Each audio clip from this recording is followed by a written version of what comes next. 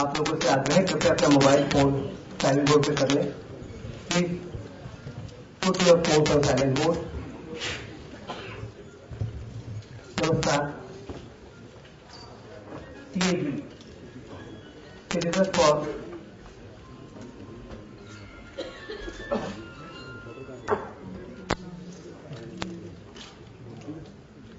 CAG नव भारत साहित्य मंदिर और प्रभात प्रकाशन द्वारा आयोजित इस समारोह में आप सबका हार्दिक स्वागत है।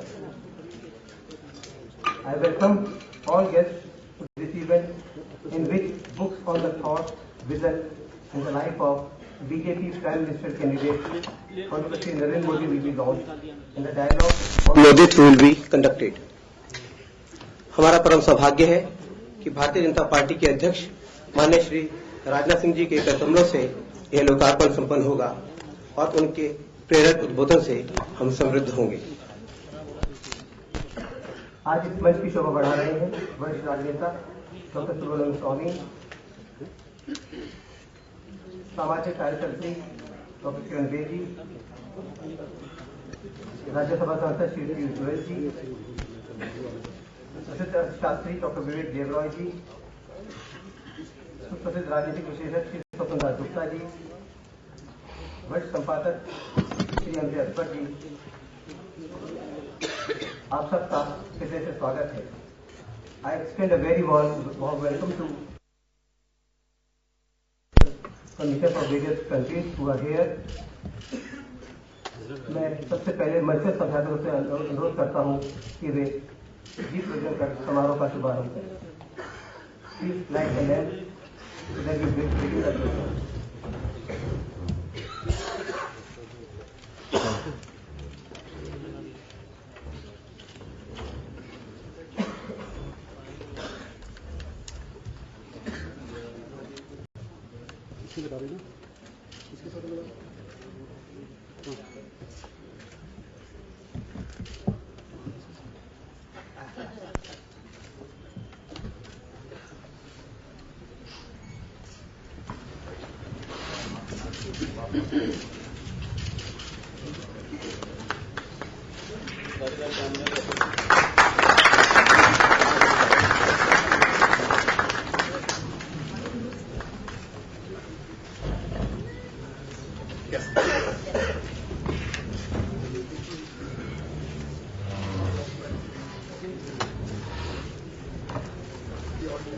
Hello.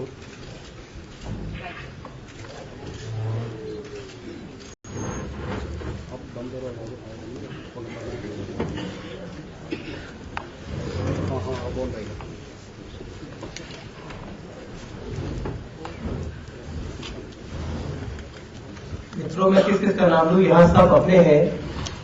मैं जो पंक्ति देखता हूँ सब हमारे परम हितैषी और परम स्नेह देने वाले लोग इस सभागार में उपस्थित हैं। मैं सबका हृदय से स्वागत करता हूँ और अपने मंचस्थ अभ्यासों का स्वागत करने के लिए मैं आमंत्रित कर रहा हूँ श्री पुराण शाह जी को, जो खासतौर से इस कार्यक्रम के लिए अहमदाबाद से आए हैं। उन्होंने इस पुस्तक का गुजराती और अंग्रेजी संस्करण प्रकाशित किया है। माननीय राजा सिंह जी को वे कुछ देकर उनका स्वागत करें।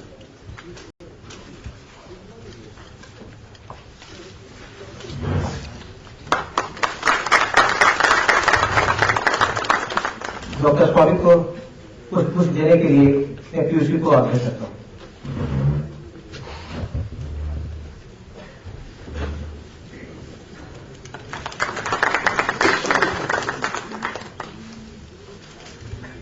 डॉक्टर किरण बेदी के स्वागत के लिए मैं रौनक जी को आमंत्रित करता हूँ। रौनक जी।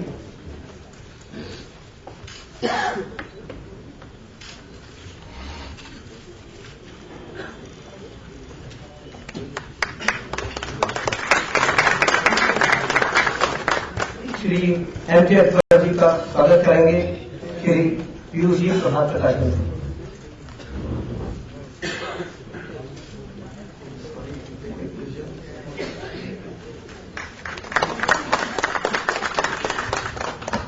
प्रोफेसर विवेक देवराज का स्वागत करेंगे रौनक जी।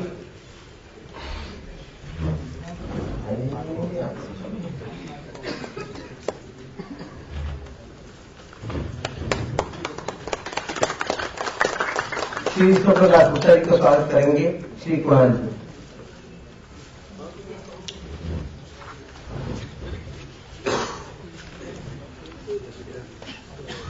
डॉक्टर स्वामी का स्वागत करने के लिए मैं आमंत्रित करता हूं प्रभात प्रकाश के पीयूष जी।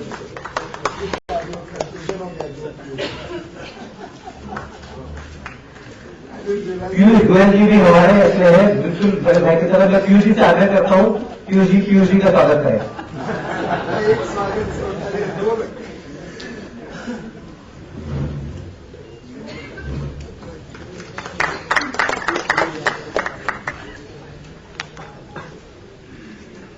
मित्रों, मोदित्व मात्र एक विचारधारा नहीं है जो चुनाव से पहले पल्लवित हुई है, बल्कि यह उस व्यापक प्रशासनिक और राजनीतिक अनुभव का नतीजा है जो श्री नरेंद्र मोदी ने अपने कर्तृत्व से प्राप्त किया है। मोदित्व विकास और आशावाद का मूल मंत्र है, जिसे सुनकर ही प्रगति और उन्नति, बेहतर शासन प्रशासन, सामाजिक समरसता और एक विकसित भारत का चित्र आंखों में आ जाता है।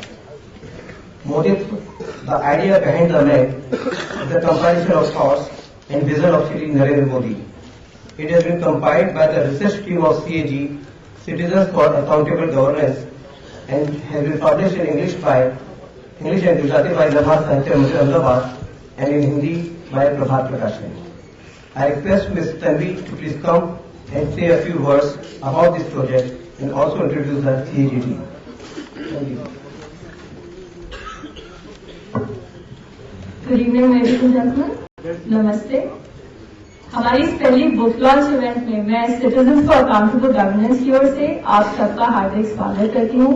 हम बहुत आभारी हैं कि आप सब आए हैं हमारे इस लॉन्च इवेंट में।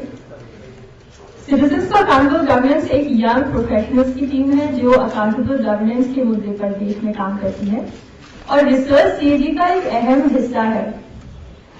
हम अपनी रिसर्च और राइटिंग के द्वारा देश की पब्लिक डिस्कोर्स में एक पॉजिटिव कंट्रीब्यूशन लाना चाहते हैं।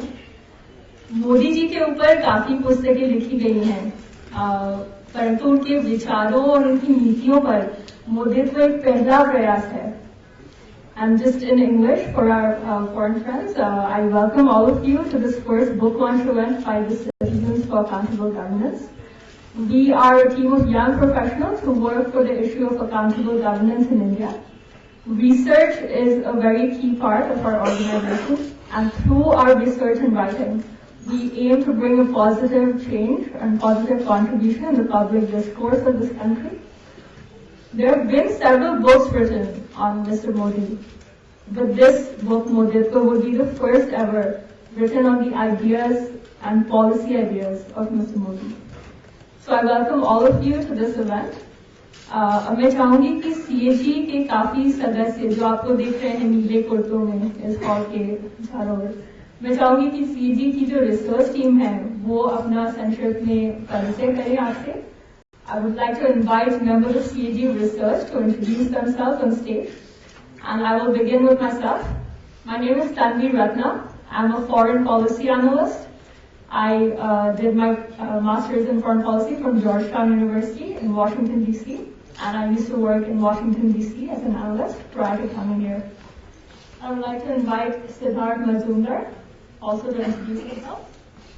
Hi, my name is Shri Rajnath and I did my graduation from Columbia University and I was working as a policy analyst before joining the research team at CAG.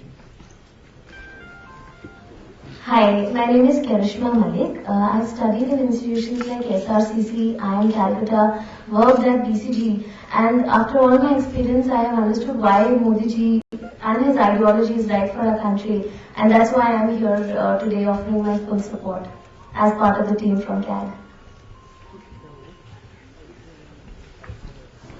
Hi, good evening. I'm Nidal Sharan. I have done my MBA from SLITM and a marketer by profession. I've worked with companies like Vodafone, Taj, Airtel, and a proud Indian who really wants to make some difference, whatever little I can. So I'm in this team. Thank you. नमस्कार, मेरा नाम सूरज कुमार सिंह है। मैंने IT Kanpur से MSc integrated mathematics and scientific computing में किया है और मैं गोरखपुर उत्तर प्रदेश से बिलोंग करता हूँ। Thank you. Hi, my name is Siddharth Maheshwari. I'm an entrepreneur by profession, and I'm an alumnus of Bangalore and an engineer. Thank you. Hi, my name is Teesta Thakur. I did my graduation in economics from, my master's in economics from IGIDR Mumbai, and I worked with IFMR in Chennai for some time. Thanks everybody for your attention. I would like to hand the ceremony over to Mr. Prabhat. Thanks, sir.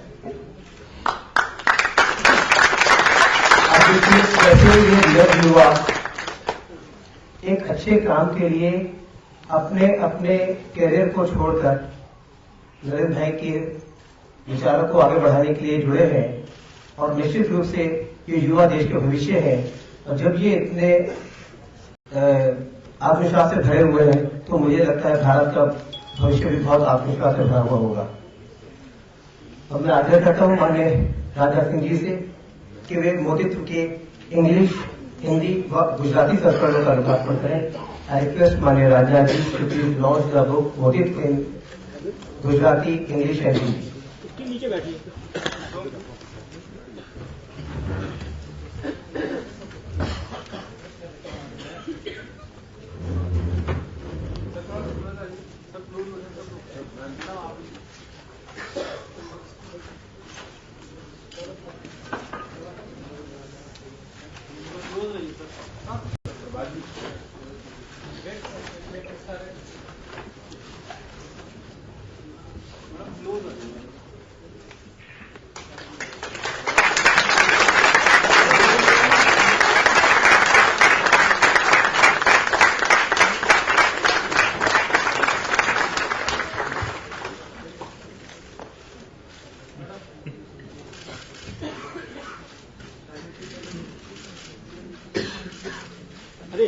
नीचे करो।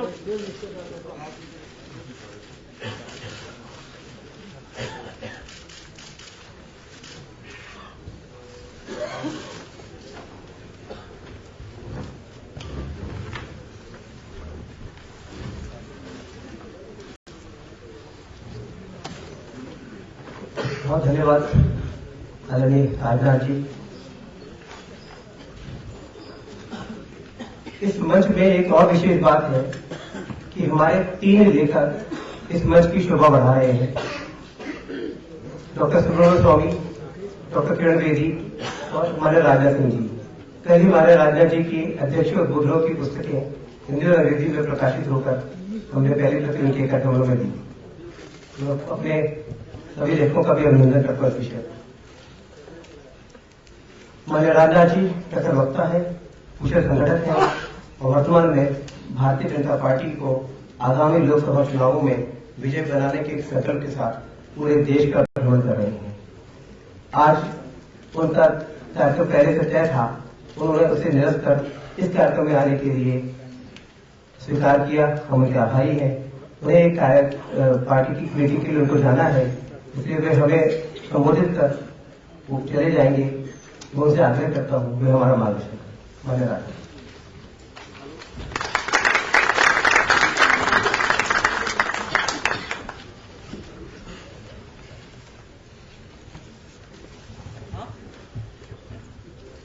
प्रभात जी ने मेरा परिचय देते समय मेरे लिए बहुत सारे एडजेक्टिव्स का प्रयोग किया है और एडजेक्टिव्स का प्रयोग करके उन्होंने मेरी कीमत आप लोगों के सामने बढ़ाने की कोशिश की है। मुझे लगता है कि जैसे आजकल हर चीज की कीमत बढ़ रही है, शायद उसी रॉ में प्रभात जी ने हमारी भी कीमत बढ़ाने की कोशिश की। आदरणीय डॉक्टर सुब्रमण्यम स्वामी जी, श्री शोभनलाल गुप्ता और दिल्ली की नहीं बल्कि हिंदुस्तान की मानी जानी social activist doctor Kiran Bedi जी, प्रोफेसर विवेक देवराज और एमडी अकबर शाह, श्री पीयूष गोयल और प्रभात प्रकाशन के कर्ता श्री प्रभात जी, डिस्टिंग्विश्ड डिप्लोमेट्स और यहां उपस्थित मेरे सभी मित्रों, सबसे पहले जब मैंने ये सुना कि मोदित्व इस नाम से कोई पुस्तक लिखी जा रही है, तो मुझे लगा कि किसी पॉलिटिशियन ने यह पुस्तक लिखी होगी। शायद वह राज्यसभा में पहुंचना चाहता होगा अथवा गवर्नमेंट बनने के बाद कुछ हासिल करना चाहता होगा, इसलिए शायद उसने यह पुस्तक लिखी है। लेकिन यह पुस्तक की कॉपी कल मुझे मिली, फोटोस्टेट कॉपी। तब मैंने उसमें देखा कि लेखक का नाम था सिद्धार्थ मजूमदार। मैंने कई लोगों से पूछा, हमारे साथ हमारे स्पोक पर्सन सुधांशु त्रिवेदी थे, मैंने पूछा कि यह सिद्धार्थ मजूमदार कोई पॉलिटिशियन है क्या? इन्होंने कहा कि वो पॉलिटिशियन नहीं है, बल्कि एक नौजवान जिसने यूनिवर्सिटी ऑफ कोलंबिया से ग्रेजुएशन किया है और उनके साथ सिटीजन फॉर अकाउंटेबल गवर्नेंस ये टीम है कुछ नौजवानों की, जिन सभी लोगों ने मिलजुल कर ये पुस्तक तैयार की है। क्योंकि मोदित्व इस पर पुस्तक लिखा जाना, एक व्यक्ति से उठकर कोई एक आइडिया बन जाए, एक कंसेप्ट बन जाए, यह कोई साधारण बात नहीं है। It is not easy for any person to become a phenomenal. It needs a phenomenal qualities and efforts. तो मैं एक दो दिन तक इस पर विचार करता रहा कि ये मोदित्व ये पुस्तक लिखी क्यों गई है। क्या सचमुच मोदित्व ये फेनोमेनल बन गया है? तो मित्रों, मैं ईमानदारी के साथ ये कहना चाहता हूं, मैंने सहज रूप से स्वीकार कर दिया कि भारत की राजनीति में सचमुच मोदित्व स्वयं में एक आइडिया है और एक फेनोमेनल है। वैसे राजनीतिक क्षेत्र हो अथवा समाज जीवन का कोई भी क्षेत्र हो, लोगों को सफलताएं हासिल होती हैं, लेकिन यह सफलता कैसे हासिल हुई, किस माध्यम से हासिल हुई, किस लिए हासिल हुई, इसका मूल्यांकन किया जाना चाहिए। सफलता हासिल करने के लिए सोर्स ऑफ इंस्पिरेशन क्या है, प्रोसेस क्या है और सफलता हासिल करने के लिए टारगेट क्या है, इन तीन चीजों पर विचार किया जाना चाहिए। और इन तीनों पैरामीटर्स पर मैंने नरेंद्र भाई के पूरे उनकी जो स्टाइल ऑफ फंक्शनिंग है, उनके द्वारा जो काम किया गया है, उनका जैसा व्यक्तित्व है, इन सबको मापने की भरपूर को मैंने कोशिश की। नरेंद्र भाई का हमारा रिश्ता आज का रिश्ता नहीं है, 20वें वर्ष का रिश्ता है। उत्तर प्रदेश का जब मैं चीफ मिनिस्टर बना था, उसके कुछ ही महीनों के बाद वो गुजरात के चीफ मिनिस्टर बने थे और उनकी वोट सेरेमनी में भाग लेने के लिए मैं स्वयं गया था। तो मैं हर चीज पर जब विचार करने लगा कि इस व्यक्ति का सोर्स ऑफ इंस्पिरेशन क्या रहा है, इस व्यक्ति ने किस प्रोसेस को अडॉप्ट किया है टारगेट को अचीव करने के लिए, तो मैं सहज रूप से इस नतीजे पर पहुंच गया कि सचमुच मोदित्व अब भारत की राजनीति के लिए फेनोमेनल बन चुका है, गुड गवर्नेंस के लिए फेनोमेनल बन चुका है। इसे मैंने सहज रूप से ही स्वीकार कर लिया। जिस व्यक्ति ने बहुत ही गरीबी से अपनी जिंदगी की शुरुआत किया हो, गरीबी के संत्रास के झेल को झेला हो, और वह व्यक्ति आज लगभग 120-125 करोड़ की पॉपुलेशन की कंट्री में लोगों के दिलों में अपना स्थान बना लिया हो, यह कोई साधारण बात नहीं है। कोई विलक्षण प्रतिभा का भी कोई व्यक्ति ये कर सकता है। वैसे मुझे याद है, पता नहीं हमारे राजीव सरदेसाई जी यहां हैं कि नहीं है, नहीं है शायद।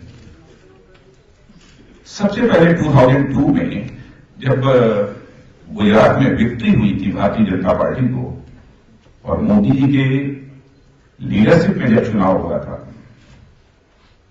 तो अपने चैनल पर कमेंट करते हुए राजीव सरदेसाई जी ने कहा, it is not the victory of Hindutva but it is the victory of Moditva. अब उन्होंने किस सेंस में कहा, इस पर वो डिबेट हो सकती है, लेकिन मोदित्वा शब्द सबसे पहले मैंने उसी समय सुना था। सेंस उसके पीछे क्या था, उसको मैं उसकी चर्चा में यहां नहीं करना चाहता हूं।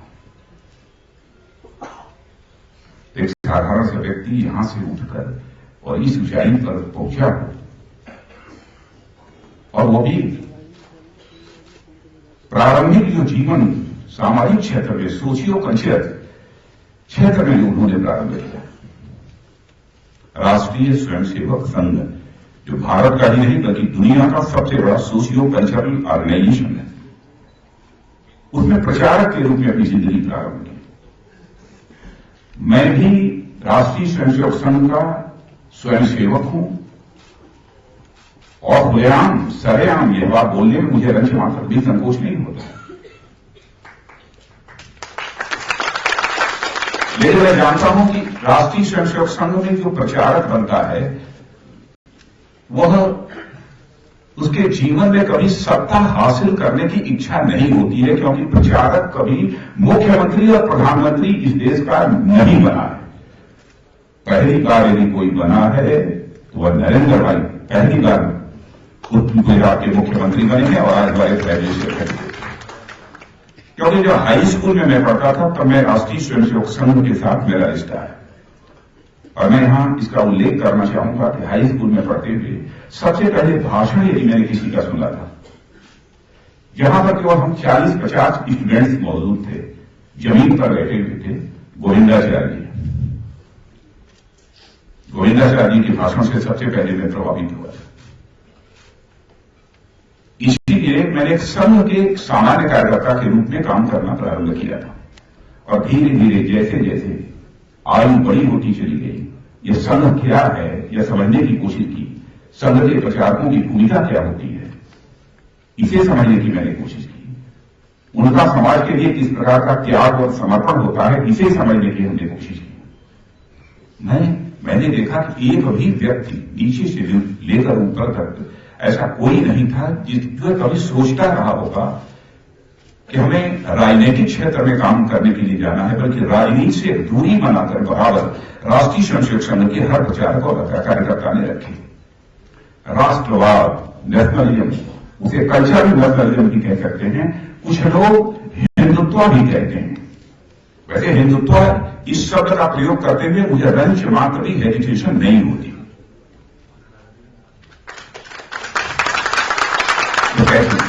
तो उनका एक सोर्स ऑफ इंस्पिरेशन क्या था? आरएसएस यानी कल्चरल नेशनलिज्म। कल्चरल नेशनलिज्म, इसका मतलब से कुछ लोग हिंदुत्व कहते हैं, तो मैं हिंदुत्व भी कहना चाहता हूं। प्रोसेस यानी जीवन में प्रचारक के रूप में उन्होंने कार्य प्रारंभ किया। और टारगेट क्या था? टारगेट यही था कि हम भारत को एक महान भारत बनाना चाहते हैं, ऐसा भारत जो केवल धनवान ही न हो सारे विश्व में, बल्कि ज्ञान और विज्ञान में यानी साइंस और टेक्नोलॉजी में भी सारे विश्व का नेतृत्व कर सके, एक ऐसे महान भारत का हम निर्माण करना चाहते हैं। सोच यह थी, भारत को हम पुनः विश्व गुरु बनाना चाहते हैं। और मैं जानता हूं राष्ट्रीय स्वयंसेवक संघ में यदि भारत को विश्व गुरु बनाने की बात करते हैं तो केवल भारत के इकोनॉमिक डेवलपमेंट की बात नहीं करते। केवल इकोनॉमिकली डेवलप्ड होने से कोई कंट्री विश्व गुरु नहीं बन सकती। इकोनॉमिक डेवलपमेंट के साथ साथ स्पिरिचुअल डेवलपमेंट भी होना चाहिए, तभी जाकर भारत विश्व गुरु के पद पर आसीन हो सकता है। और सचमुच जिसकी इसमें आस्था होगी वही राष्ट्रीय स्वयंसेवक संघ का प्रचारक बनना व स्वीकार करेगा। उन्होंने सोचा भी नहीं होगा कि मैं कभी मुख्यमंत्री बनूंगा, प्रधानमंत्री बनूंगा। यह उनकी सामाजिक सांस्कृतिक क्षेत्र की भूमिका थी, सोशियो कल्चरल सेक्टर की उनकी भूमिका थी। और उसके बाद राजनीतिक आंदोलन, जेपी आंदोलन में भी बड़ी सक्रिय भूमिका का उन्होंने निर्वाह किया। और मैं यह भी जानकारी आपको दे देना चाहता हूं कि जब वो भारतीय जनसंघ में उन्होंने प्रवेश किया तो संगठन मंत्री के रूप में, हमारे यहां परंपरा है कि भारतीय जनता पार्टी है, तो अब इसके पहले जो भारतीय जनसंघ हुआ करता था उसमें यदि कोई संगठन मंत्री के रूप में भूमिका निभाता था तो यह पक्की मुहर उसके ऊपर लग जाती थी, वो पार्टी का अध्यक्ष कभी नहीं बन सकता, वो मुख्यमंत्री, मंत्री अथवा प्रधानमंत्री कभी नहीं बन सकता है। यह एक शर्त होती है। डेस्टिनी को यहां ले जाना था, जो रोल उसको कंटेक्स्ट में यदि कोई स्टेट मॉडल स्टेट के रूप में जानी जाती है वो हम गुजरात है, लोग उसका उदाहरण कर देते हैं। कैसे देते हैं इसके बहुत ज्यादा डिटेल में मुझे जानने की आवश्यकता नहीं है। यानी एडमिनिस्ट्रेशन के क्षेत्र में, सोशियो कल्चरल क्षेत्र में, साथ ही साथ पॉलिटिकल एजुकेशन के क्षेत्र में, और फिर तीसरा एडमिनिस्ट्रेशन के क्षेत्र में भूमिका, तीनों भूमिकाएं एक दूसरे से पूरी तरह से अलग अलग है। तो क्या यह सच नहीं है कि इन तीनों क्षेत्रों में जिस व्यक्ति ने बहुत ही प्रभावी तरीके से अपनी भूमिका निभाई हो, क्या वह साधारण प्रतिभा का कोई व्यक्ति होगा? मित्रों, तीनों की भूमिकाएं अलग अलग होती हैं। तीनों भूमिकाओं को यदि बहुत ही श्रेष्ठ तरीके से यदि किसी व्यक्ति ने निर्वाह किया है तो मैं कह सकता हूं कि निश्चित रूप से वह विलक्षण प्रतिभा का ही कोई व्यक्तित्व होगा। सामान्य व्यक्ति इस काम को नहीं कर सकता, और ऐसा मैं मानता हूं। अब यदि गवर्नेंस की यदि मैं बात करूं तो लोग कहेंगे 10 साल तक, 12 साल तक इनकी गवर्नमेंट थी, कौन सा बड़ा कमाल कर दिया कि एक छोटी सी 6 करोड़ 7 करोड़ की पॉपुलेशन की स्टेट में थोड़ा डेवलपमेंट कर दिया, कौन सा बड़ा कमाल कर दिया, कह सकता है कोई? और ये आरोप लगाने वाले अथवा यह कहकर नरेंद्र भाई को बेनिफिट करने वाले लोगों से मैं पूछना चाहता हूं, पश्चिम बंगाल में तो more than 30 year, approximately 35 years तक मार्क्सवादी कम्युनिस्ट पार्टी की गवर्नमेंट थी। जाकर कोई वेस्ट बंगाल को देखें, बिहार में आरजेडी की गवर्नमेंट, लालू भाई वहां के 15 वर्षों तक लगातार मुख्यमंत्री हैं। क्या डेवलपमेंट हुआ? लंबे समय तक चेयर पर रहने के कारण ही कोई डेवलपमेंट करेगा, इस बात की गारंटी नहीं दी जा सकती। व्यक्ति का परफॉर्मेंस कैसा है इसका अंदाज तो 6 महीने से लेकर 1 वर्ष के अंदर ही सामान्यतः मिल जाता है कि इस व्यक्ति के अंदर एडमिनिस्ट्रेटिव स्किल कैसी है, इस व्यक्ति का गवर्नेंस को चलाने का इंटेंशन कैसा है। मनुष्य के जीवन में इंटेंशन की सबसे बड़ी अहमियत होती है। आप चाहे जितना भी बड़ा काम करें, लेकिन इंटेंशन यदि आपका क्लीन नहीं है, नीयत यदि साफ नहीं है, तो परिणाम कभी भी अच्छे नहीं आ सकते, सुखद नहीं आ सकते। इंटेंशन का भी मनुष्य के जीवन में बहुत बड़ा महत्व है। यदि इंटेंशन यदि खराब रहा होता कि हमको सत्ता का सुख भोगना है, तो मैं समझता हूं शायद वैसी वो गवर्नेंस बनना देगा। और मैं ये भी कभी कभी जो विचार करता हूं कि 2002 का जो गुजरात का दंगा हुआ, गुजरात के दंगे के बाद इस हिंदुस्तान का, और केवल उसी समय का नहीं बल्कि पूरे आजाद भारत में सबसे अधिक पॉलिटिकली टारगेटेड यदि कोई पॉलिटिशियन रहा है तो उस पॉलिटिशियन का नाम नरेंद्र मोदी है। सबसे अधिक पॉलिटिकली टारगेटेड कोई व्यक्ति रहा है तो नरेंद्र मोदी। कैसे कैसे उनके ऊपर आरोप लगे। कहा जाता था कि उन्होंने कह दिया कि नहीं, चलो 24 घंटे तक गोली चलाते रहो, जितने मार सकते हो मारो। क्या इसकी कल्पना की जा सकती है? मैं भी स्टेट का चीफ मिनिस्टर रहा हूं, मैं कॉन्फिडेंस के साथ कह सकता हूं कि मित्रों, कोई भी चीफ मिनिस्टर ये कभी नहीं चाहता है कि हमारे चेयर पर रहते हुए, चीफ मिनिस्टर की चेयर पर रहते हुए हमारी स्टेट में किसी भी प्रकार की एनर्जी पैदा हो।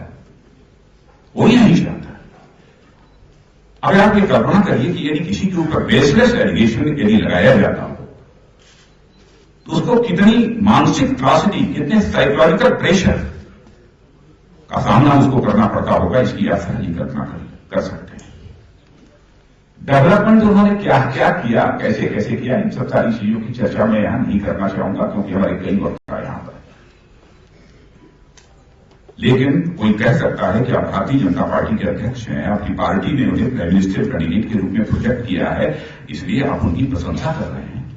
तो मैं यह कहने वालों से मैं पूछना चाहता हूं, 2010 में कांग्रेस लड़ी यूपीए गवर्नमेंट ने 20 पॉइंट प्रोग्राम के इंप्लीमेंटेशन में सर्वाधिक श्रेष्ठ, सबसे अच्छे स्टेट के रूप में किसी को रिकॉग्नाइज किया तो वह स्टेट थी गुजरात। इतना ही नहीं, हमारा बनाया हुआ राजीव गांधी फाउंडेशन नहीं है, हमारे परिवार के लोगों का बनाया हुआ राजीव गांधी फाउंडेशन नहीं है। राजीव गांधी फाउंडेशन ने भी मोस्ट प्रोबेबली 2011 में गुजरात के डेवलपमेंट की तारीफ की है। इतना ही नहीं, यूएस जिसके बारे में कहा जाता था कि वो नरेंद्र मोदी को वीजा देने को तैयार नहीं है, नरेंद्र मोदी की आलोचना करने वाला माना जाता था यूएस की पार्लियामेंट की एक रिसर्च टीम ने उनके परफॉर्मेंस की सराहना अपनी रिपोर्ट में, रिसर्च रिपोर्ट में की है। ये कैसे हुआ है? सही ने सराहना की है। और मैं तो कहता हूं कोलंबिया यूनिवर्सिटी से पढ़े हुए जहां बच्चे सिद्धार्थ मलिंगार, उनके साथ की है पूरी टीम, वहां से बच्चे, आजकल के बच्चे कितने शार्प हैं, कितने इमेजिनेटिव हैं, कितनी इनोवेटिव थिंकिंग की है सारे बच्चे हैं, बताने की जरूरत नहीं है। ऐसा नहीं है कि दिमाग इनका बिल्कुल बंद हो, लॉक हो और केवल हवा का रुख देखकर वो सीधे भारत में चले आए हों, कि हमारी जवानी, हमारी तरुणाई की सार्थकता इसी में है कि भारत में परिवर्तन होना चाहिए और उस परिवर्तन की अगुवाई जो इस समय कर रहा है मोदी, तो उसके द्वारा परिवर्तन, मोदी उसके द्वारा परिवर्तन होना चाहिए। इनकी दिल में कहीं कहीं इनकी जेहन में बात समझ में आई होगी। आजकल के बच्चे कितने एनालिटिकल होते हैं, हर चीजों का विश्लेषण कितनी बारीकी के साथ करते हैं। इसे आप भी समझते हैं, हम भी अच्छी तरह समझते हैं। अब मैं यह भी ईमानदारी से बता दूं, मैंने पुस्तक को पढ़ा नहीं है, क्योंकि इस समय चुनावी महीने प्रारंभ हो गए, 1.5 महीने के अंदर पोलिंग शुरू हो जाएगी और जो पार्टी का अध्यक्ष हो उसकी कितनी बड़ी जिम्मेदारी होती है। मैं कहता हूं प्रातः काल से लेकर रात की 11-12 बजे तक श्वास लेने की उसको फुर्सत नहीं रहती, पढ़ना नहीं है। कल मुझे प्रभात जी ने शायद आपने कुछ नोट बनाकर भेजा था मुझे, वो भी नहीं पढ़ पाया हूं प्रभात जी पूरा।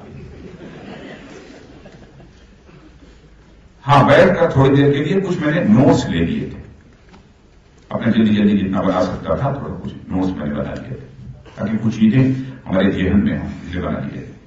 उसमें देखा कि 14 सूत्रों की चर्चा की गई है, 14 सूत्र। उसमें सेकुलरिज्म के बारे में है। सेकुलरिज्म का मतलब नरेंद्र भाई ने जो कहा, सेकुलरिज्म मीन्स इंडिया फर्स्ट। भाई हमारी इंडिया में तो कभी ये बात नहीं है, सेकुलरिज्म का मतलब इंडिया फर्स्ट। अब ये बात सही है कि कुछ लोगों में सेकुलर नहीं मानते हैं, हाँ, लेकिन उन्हें मैं यह बताना चाहता हूं कि नरेंद्र भाई परवर्टेड सेकुलरिज्म में विश्वास करने वाले नहीं हैं, बल्कि नरेंद्र भाई पॉजिटिव सेकुलरिज्म में विश्वास करने वाले हैं। परवर्टेड सेकुलरिज्म नहीं, बल्कि पॉजिटिव सेकुलरिज्म में विश्वास करने वाले हैं। ज्यादा कोई देखे गुजरात में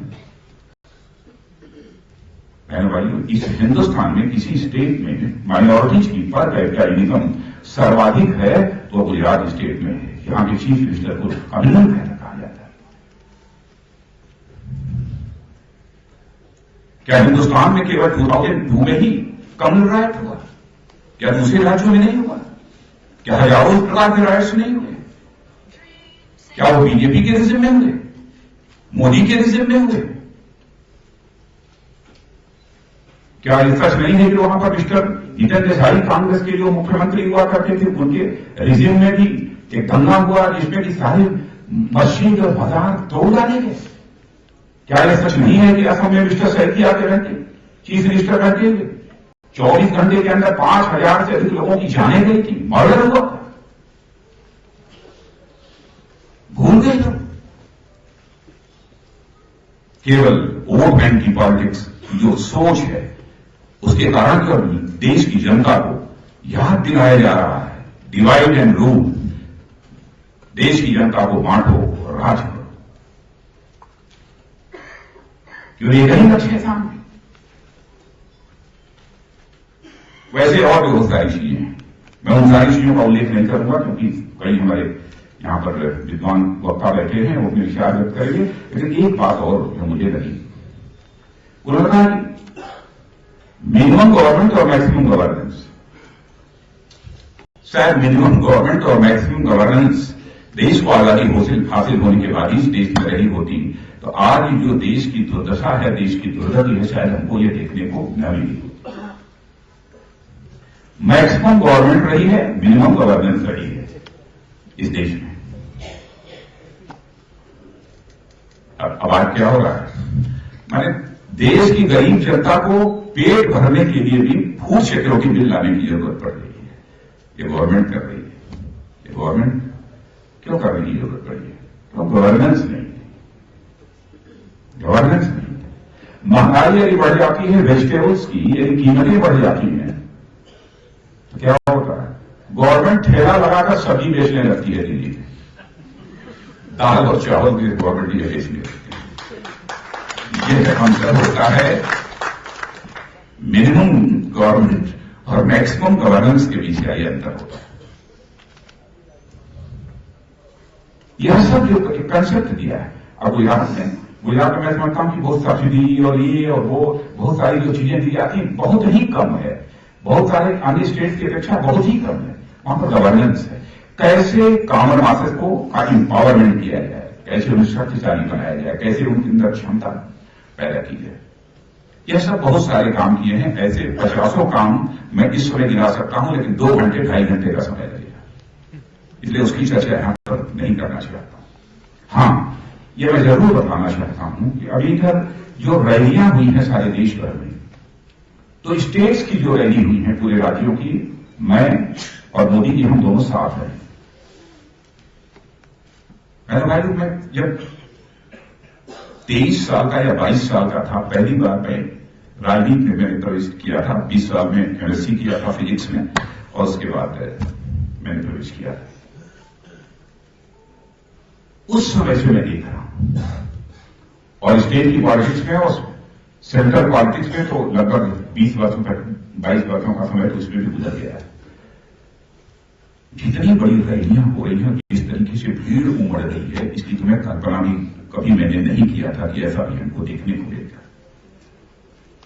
और ऐसा होता है कि कभी केवल भीड़ लाई जाती है, लेकिन भीड़ यदि स्वयं यदि किसी को सुनने आती है और उस भीड़ में नौजवानों का जो उमंग और उत्साह देखने को जो मिलता है, ज्वार जो उनके अंदर देखने को मिलता है, मैं कह सकता हूं जेपी मूवमेंट था कि उस समय थोड़ा ये ज्वार हमको नौजवानों के अंदर देखने को मिलता था। लेकिन आंदोलन के प्रति वह ज्वार था, लेकिन व्यक्ति के प्रति ज्वार स्वतंत्र भारत के इतिहास में पहली बार हमको देखने को मिला है तो नरेंद्र भाई की शहीदों में। ऐसा ज्वार मुझे इसके पहले कभी देखने को नहीं मिला। नवयुवकों को के अंदर क्या देखते हैं, जैसे लगता सारी चीजों का केंद्र वो नवयुवक को ही मानते हैं। उसकी एनर्जी का मैक्सिमम यूटिलाइजेशन, प्रॉपर यूटिलाइजेशन कैसे किया जा सकता, जैसे मैंने कहा कैसे इसके डेवलपमेंट किया जा सके, इनोवेटिव आइडिया उसके अंदर पैदा हो, इसके लिए कैसे उसको इंस्पायर किया जा सके, उसकी मैक्सिमम जो कैपेसिटी है, एफिशिएंसी, उसका प्रॉपर यूटिलाइजेशन कैसे किया जा सके। इन सब सारी चीजों के संबंध में बहुत सारे विचार हैं। और मैं समझता हूं इधर तो शायद कई घंटे, इधर गोवा में मई महीने में जब मैं इलेक्शन कैंपेन कमेटी की मैंने घोषणा की थी, मैंने घोषणा करने वाला मैं सब कुछ नहीं हूं, मैंने नहीं किया कुछ, हमने जो पार्टी का सर्वसम्मत फैसला था वही किया। 13 सितंबर को भी प्रेसिडेंशियल कैंडिडेट के रूप में, चूंकि पार्टी का अध्यक्ष था इसलिए मुझे घोषणा करनी थी, इसलिए मैंने किया। लेकिन यह काम मैंने ही नहीं किया, हमारी पूरी की पूरी पार्टी ने मिलकर इस काम को किया, पूरी की पूरी पार्टी ने। तब से मुझे बहुत लंबे समय तक साथ रहने का अवसर मिला है और भिन्न भिन्न विषयों पर उनके साथ हमारी बातचीत हुई है। तो यह जो एक फेनोमेनन है सामाजिक, राजनीतिक और प्रशासनिक क्षेत्र में गवर्नमेंट में काम करने का, और जो उनकी तरह तरह की सोच है, इसे हम मोदित्वा यदि कहते हैं तो मैं समझता हूं ये एग्जैजरेशन नहीं होगा, यह अतिशयोक्ति नहीं होगा। इसलिए मैं सचमुच बधाई देना चाहता हूं ये अपने सिद्धार्थ मलिंगार को और उनकी पूरी टीम को, और प्रकाशन के लिए प्रभात जी, मैं सचमुच आपकी कितनी तारीफ करूं कि आपने ऐसी ऐसी पुस्तकें अपने प्रकाशन के माध्यम से प्रारंभ की हैं, ऐसी ऐसी पुस्तकें प्रारंभ की हैं, और मैं देखता हूं कि बराबर हमारे प्रभात जी इस प्रकार के कार्यक्रम आयोजित करते रहते हैं। मैं प्रभात प्रकाशन को भी अपनी तरफ से बधाई देना चाहता हूं, और मुझे विश्वास है आगे कुछ इस प्रकार की पुस्तकें और भी हम लोगों के सामने आएंगी। मुझे लगता है कि मैंने कुछ ज्यादा समय ले लिया, जो नोट करके लाया था उसे देख भी नहीं पाया, इसलिए ज्यादा कुछ न कहते हुए इस कार्यक्रम के जो ऑर्गेनाइजर हमारे सिटीजन फॉर अकाउंटेबल गवर्नेंस के हमारे जो नौजवान हैं उनको मैं बधाई देता हूं, और उनसे आयु में बड़ा होने के नाते उन्हें मैं आशीर्वाद भी देता हूं, उनके उज्जवल भविष्य की मैं कामना करता हूं, और ईश्वर से मैं प्रार्थना करता हूं जहां इन नौजवानों के अंदर, सिटीजन्स फॉर अकाउंटेबल गवर्नेंस के नौजवानों के अंदर योग्यता, क्षमता, प्रतिभा और देश के लिए कुछ कर गुजरने की तड़पन पैदा करे, वैसे ही हिंदुस्तान के सभी नौजवानों के अंदर देश के लिए कुछ कर गुजरने की तड़पन पैदा करे परमात्मा। यही परमात्मा से प्रार्थना करते हुए और आप सभी को धन्यवाद देते हुए अपना निवेदन समाप्त करते हैं।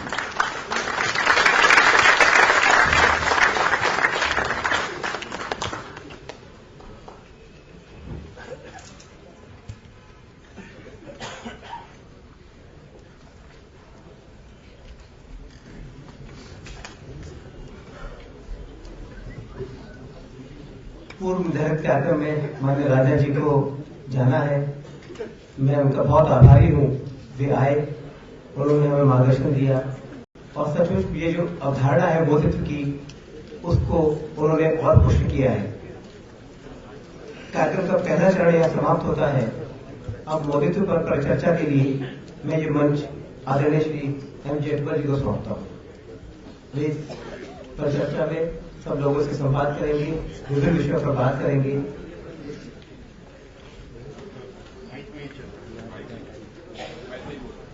साउंड जरा माइक को चेक करें प्लीज। मैं इस गुस्ताखी के लिए मैं क्षमा चाहता हूं, मजबूरी है इसलिए जाना पड़ रहा है, क्योंकि मैं सबको सुनना चाहता था डॉक्टर स्वामी जी को, हमारे स्वपन दास जी को, और डॉक्टर किरण बेदी को, विवेक जी को, सब सारे लोगों को, लेकिन मैं ये गुस्ताखी कर रहा हूं, लेकिन मुझे विश्वास है कि आप लोग मुझे माफ करेंगे, मेरी मजबूरी को समझते। बहुत बहुत धन्यवाद।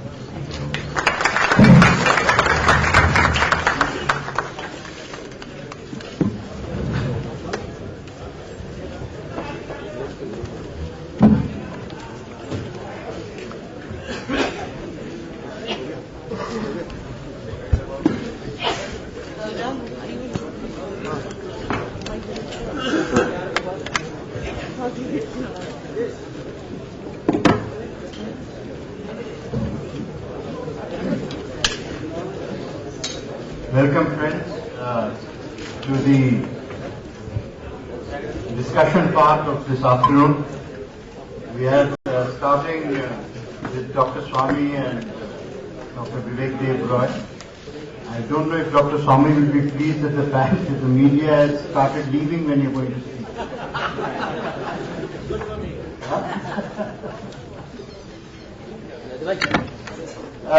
It gives me great pleasure to be with you and to sort of initiate these discussions. I'd just like to begin. I've read this book and I got a copy only this morning. The very first sentence of the book, I think, sets the tenor for change outside the conventional realm of expectation. The very first sentence is a definition of secularism. The essence of secularism is that all religions are equal before the law. I think there is no better definition of secularism. That, Indian secularism is not Europe's secularism of Karl Marx or of Voltaire. India's secularism is equality of every faith, both before the law and within society. And therefore it is only in India and nowhere else in the world that you can get up in the morning and you can hear the bhajan, you can hear the azan, you can hear the church bells peal, and you can hear the Qurbani. There is no other country in the world where you can hear all four at the same time.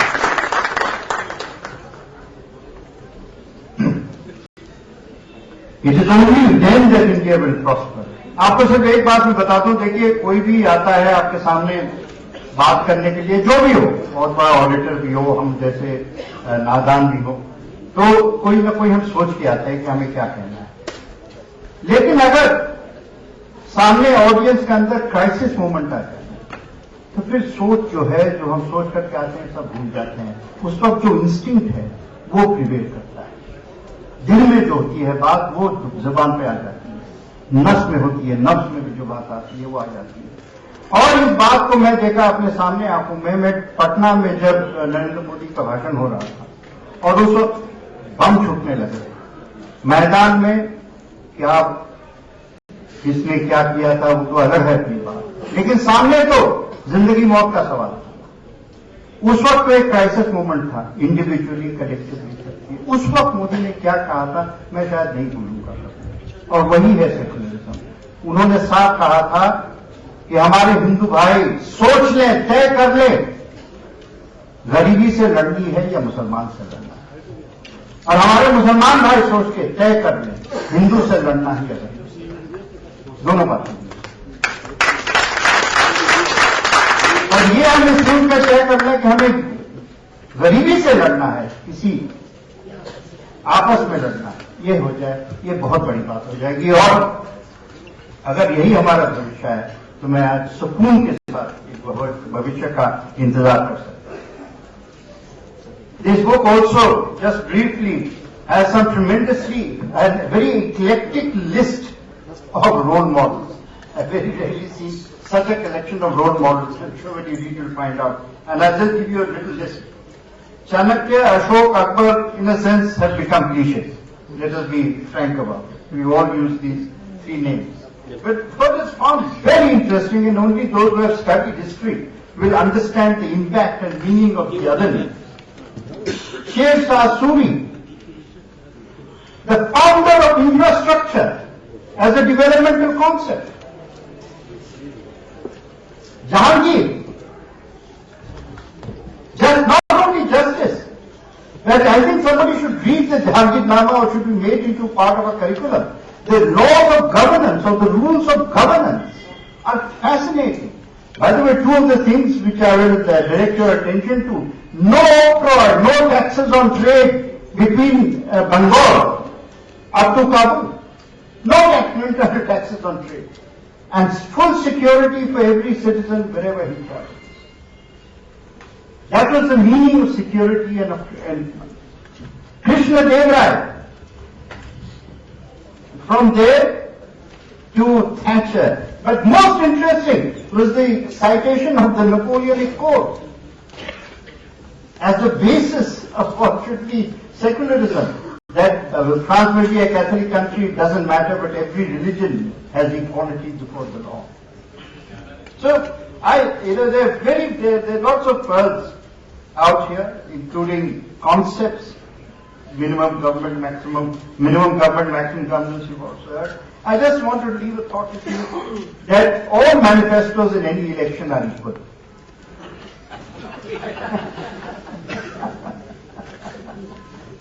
It is the translation of manifestos in which is the key. And it is the last mile of how you turn a manifesto into governance that gives you the credit. And what this book is really, manifesto to aata rahega aur jata rahega. This book is a dictionary or indicator of how precisely that manifesto will become part of an emerging India's reality. And I tell you very basic, if I have to sum it up into a simple word, this is the story of how every Indian, he says over and over again that I don't care whether we win by any number of votes, but the government is for every citizen, including those who do not vote for it. And it says, if I have to sum it up, it's Bijli, Kapada, Dukan, anaj, no. These are the 5 essentials which are essential for India and will be the basis. And I just want to leave this thought that when we began with secularism, let me end. Let us remember, and this is what this reminds me, onions and potatoes have no religion. Blood and sweat have no religion. Water has no religion. Industry has no religion. Every Indian deserves the right of opportunity, and every Indian deserves the right to rise a few rungs on that ladder of success. Only that means something for all of us. I opened the discussions with my very old and very good friend Dr. Swami and Vivek Dev Roy, who I'm sure needs no introduction as an economist. And let me please allow Dr. Swami would like to take the floor first.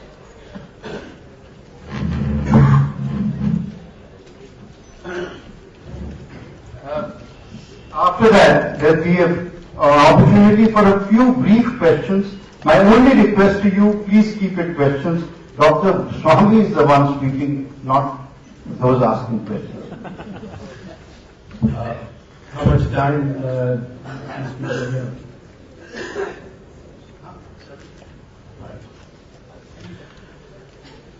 According to Harvard rules, you can take 2 minutes. Harvard just now is not a very popular name with me.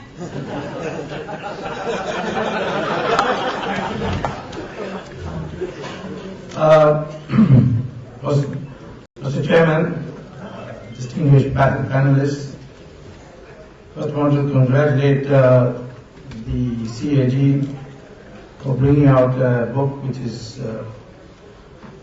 very, very appropriate at this moment of time, because the world over there is an acceptance that Mr. Narendra Modi becoming the next Prime Minister has a very, very high probability. What the world in the beginning should know is that Narendra Modi is not a thinker who, in economics, which is the topic assigned to me, thinks in the traditional framework of the way the economics is taught all over the world. He is, in my opinion, a person who has articulated in practical terms what long ago Dindayal Upadhyay had formulated as the theory of integral humanism.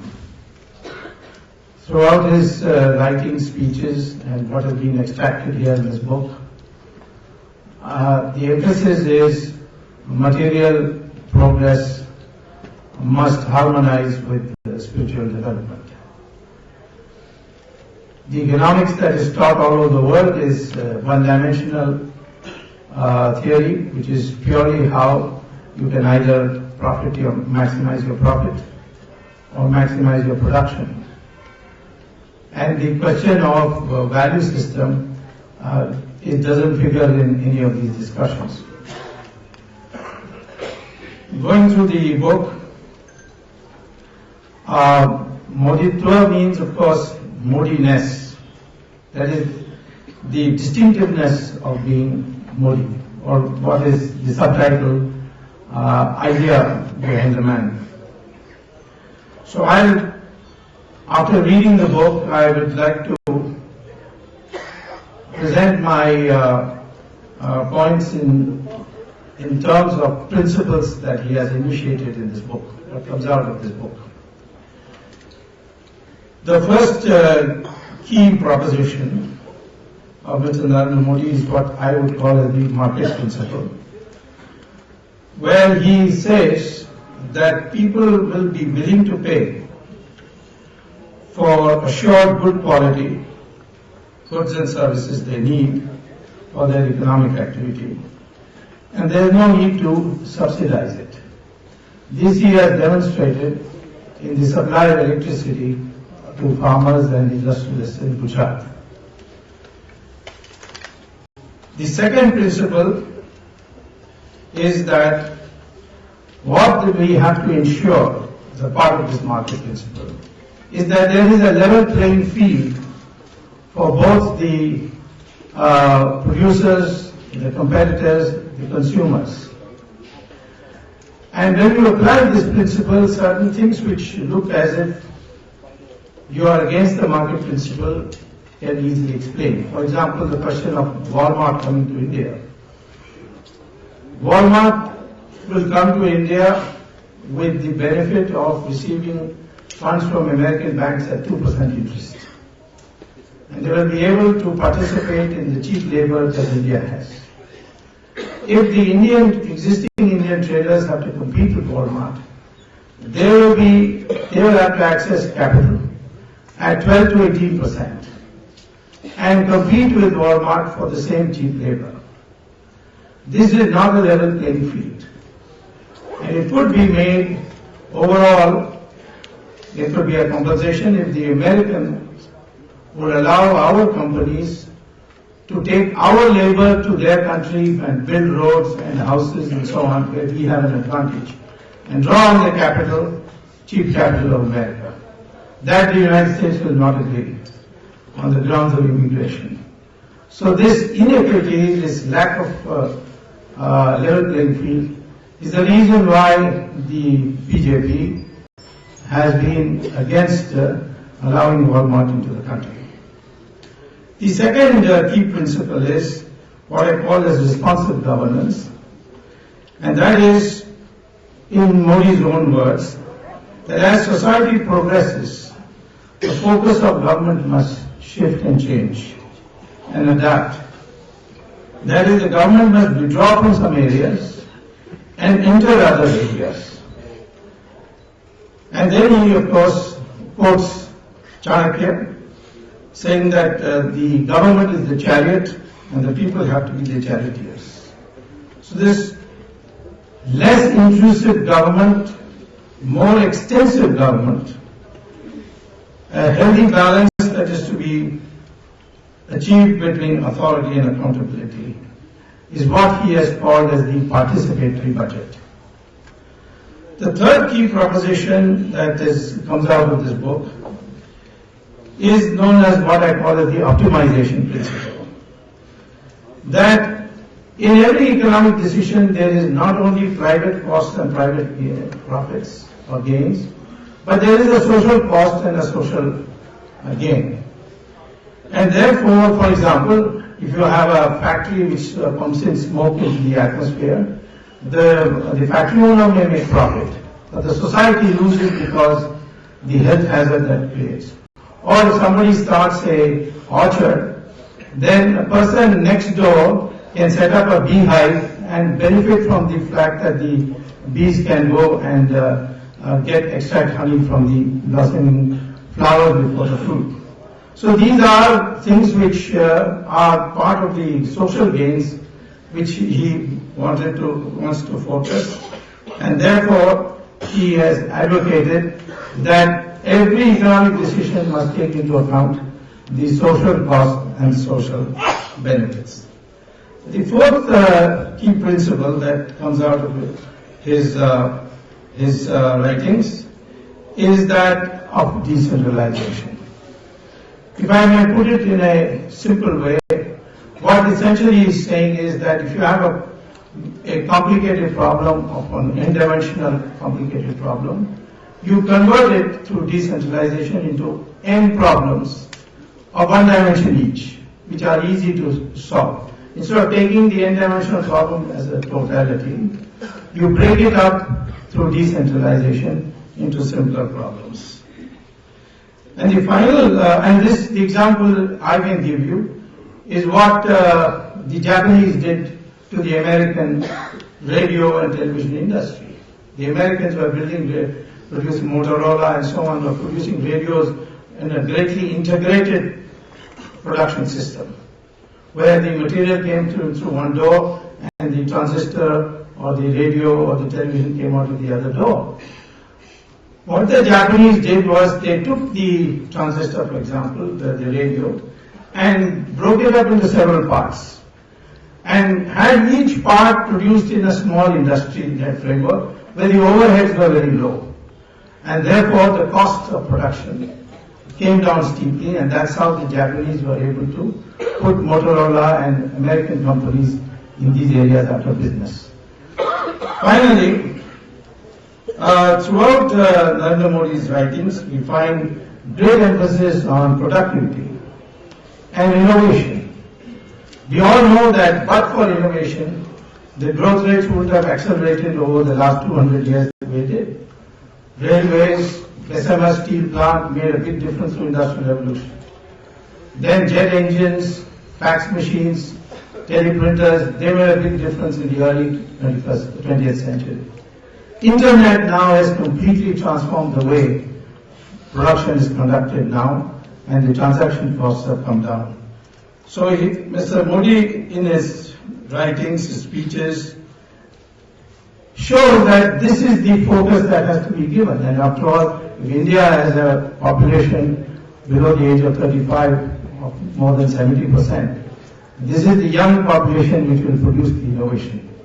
And we have got many areas where we can produce new innovations. The use of thorium. We have got probably 40% of the world's thorium deposits. Uranium will be exhausted by 2050. So to convert thorium into usable uranium and thereby generate power is a great advantage we have. Or to use our research to bring in hydrogen fuel cells for automobiles, which the Japanese are already doing. So these are the 5 principles that emerge out of my reading the book. And they're very cogent principles.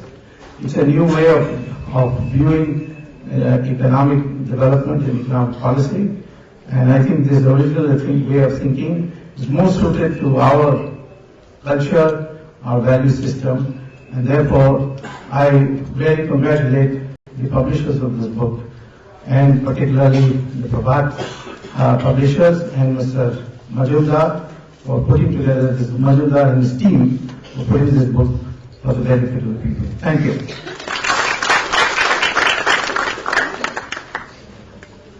Vivek?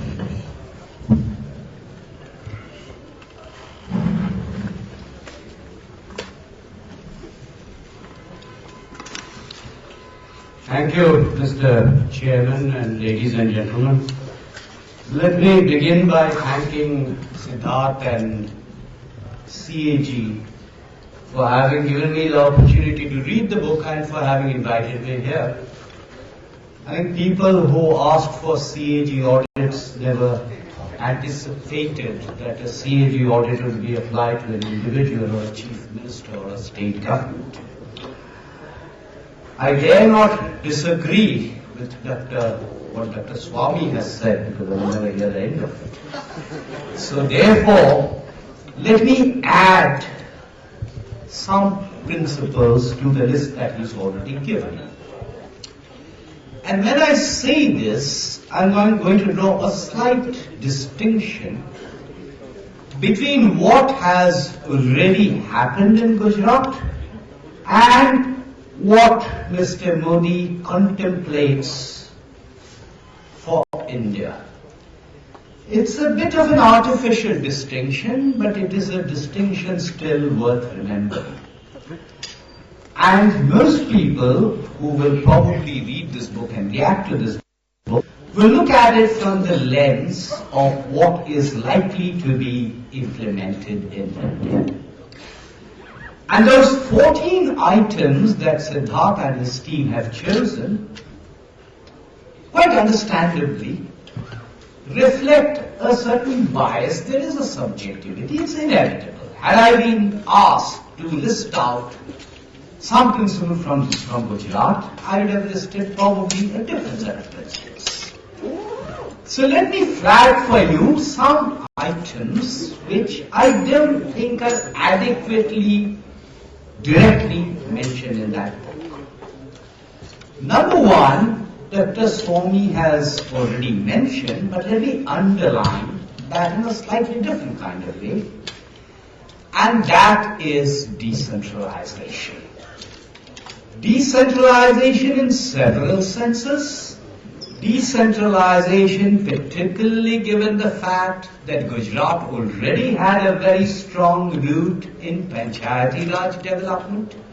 Decentralization in the sense of getting even ministers and senior bureaucrats involved in the planning process.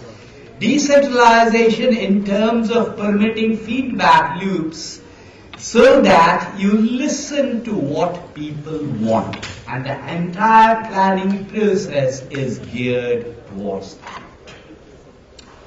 And this is a very important principle, because while we have been talking about it in Delhi, certainly in Yojana Bhavan, nothing very much has happened.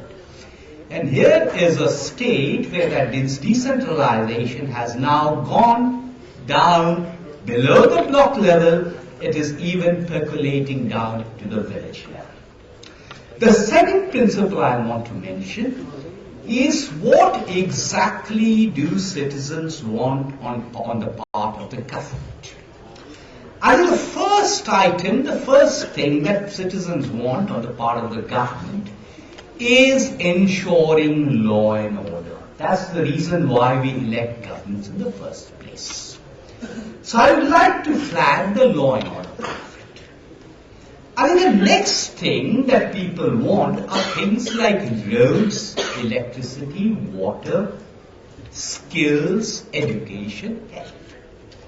And what I want to mention here is the explicit recognition that the government cannot necessarily do everything. And why does the government have to do everything? If I can ensure that there is private provisioning, why should government financing necessarily be linked with government provisioning?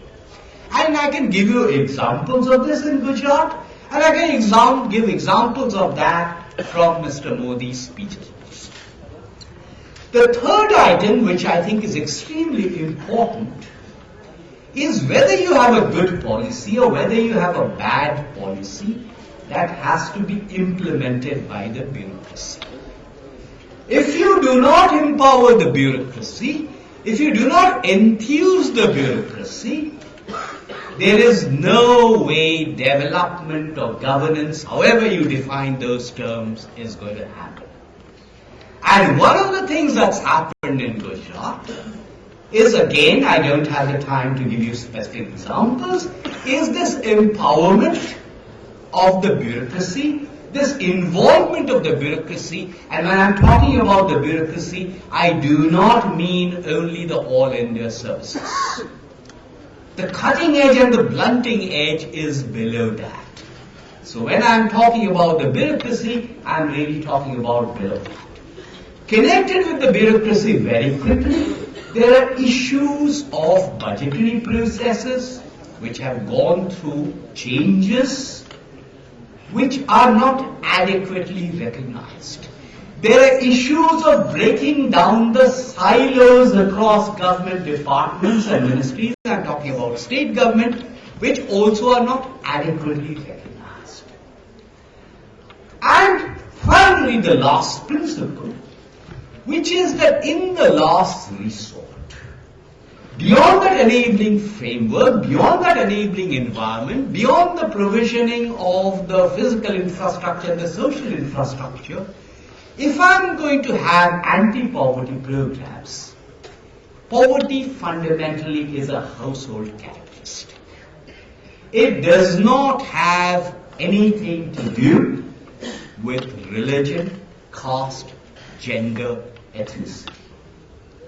So therefore, the anti-poverty programs and development, and MJ referred to it in an indirect kind of way, they have nothing to do with whatever subsidies one is going to have. These principles represent what might be called the Gujarat template. There is no Gujarat template. This is a template that every state government should be following and adopting. It's a different matter that very few actually have. Interpreted in these terms, what is important about Gujarat is not whether the growth rate has been 8% or 7.5% or 6.3%.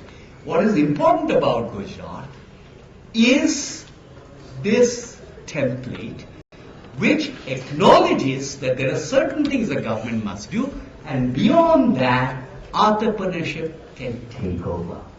And you can see that reflected in improvements in the social sector indicators, particularly in an incremental sense, particularly after 2007.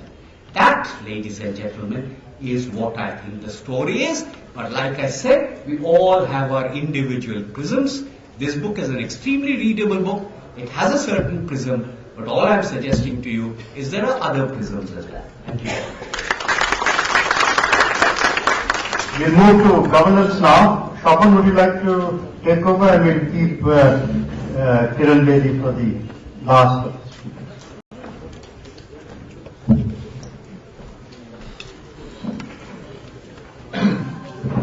Thank you, MJ. I'll be extremely brief because I think you handed over to us some speeches today. As a political analyst, one of the occupational hazards of being a political analyst is that you got to do a lot of number crunching these days and go through a lot of opinion polls of varying authenticity. Now, one of the common features of these opinion polls which I have found is that invariably the popularity of Narendra Modi exceeds the popularity of the BJP by something between 15 to 20%. Now, to my mind, that's important because if you put him in a predetermined template, I think you're not likely to see what explains the success of Narendra Modi. So Narendra Modi has to be seen, of course, within the prism of the BJP, but he's got to be seen something which is a little different. My contention is the popularity of Narendra Modi lies because he is in many ways a rebel. A rebel against the system, a rebel against entrenched interests in society, some of whom I find are represented here. He is a rebel against all the assumptions which have guided what we mean by the India story. Now, let me be a little more candid.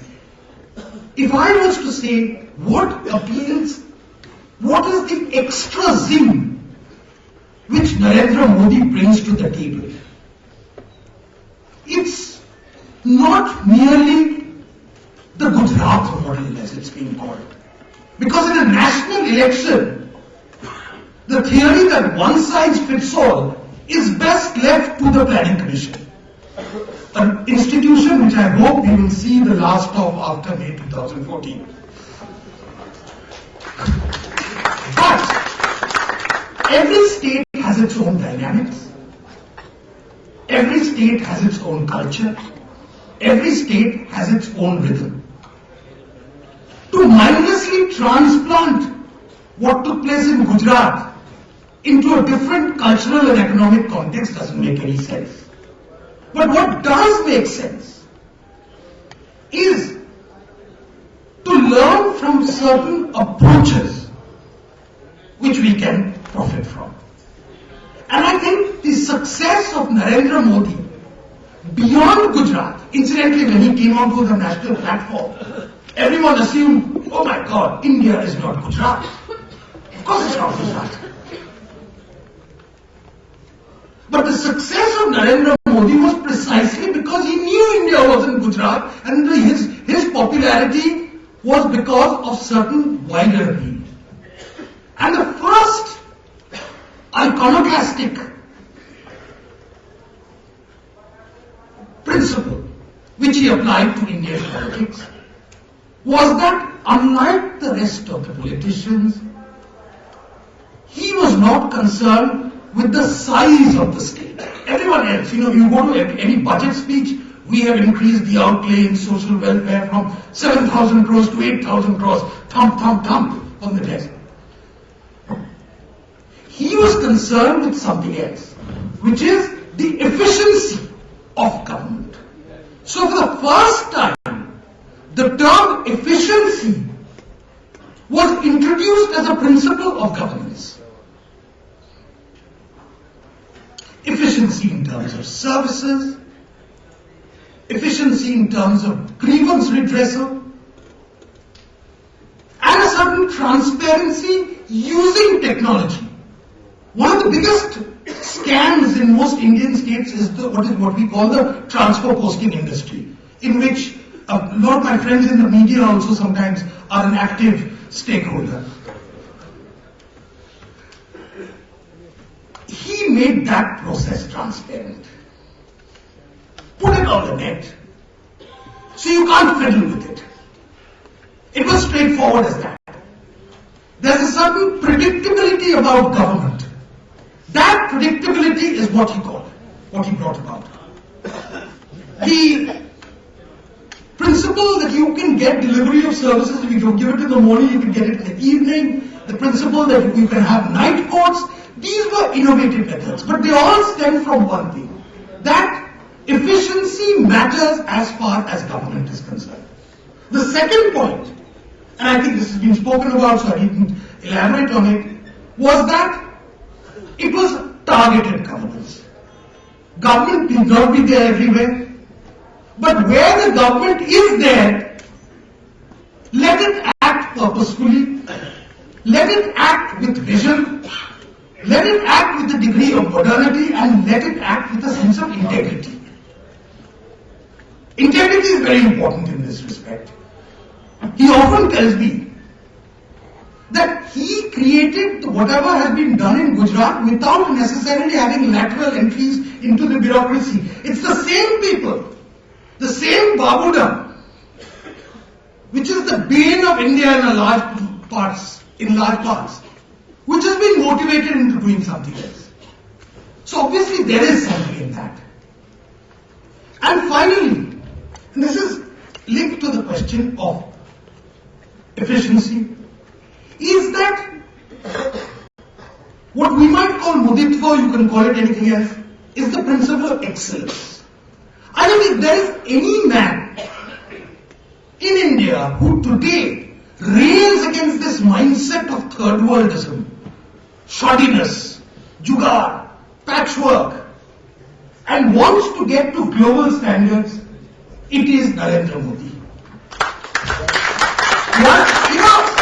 I've been to these vibrant Gujarat summits, and once I told him, I said, Modi, lots of people are coming in, and it seems to be a mela with lots of people listening to seminars on fishing in Newfoundland and mining in New Brunswick. So he said the importance is not that. He said the importance is I am getting a lot of SMEs from small towns in Gujarat and giving them the exposure. That exposure which will help them to think creatively, which will help them to pick up ideas, and Gujaratis are great for copying ideas. In other words, just look a bit beyond the box. Don't think of India as something, we need aid, we need, in India we can only aspire to this much. Mediocrity becomes the norm. That principle he contests.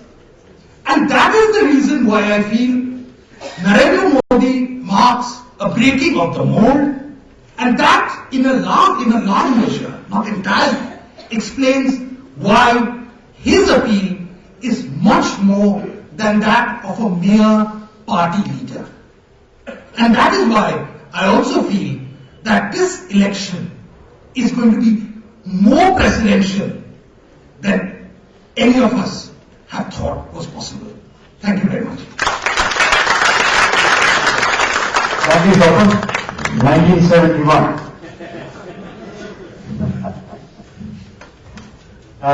Finally, not finally, Piyush will round up these. Let's have some Q&A. All that 6 o'clock deadlines. With us, Kiran, please.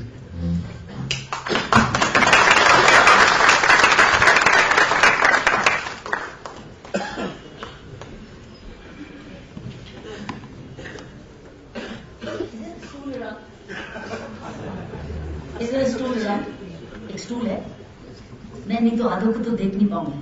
Your intellectual height is much more than yours. I haven't expressed it yet, sir. If there is a stool, I'll wait, otherwise I'm fine.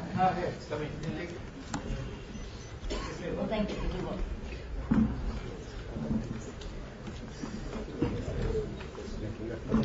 Yes.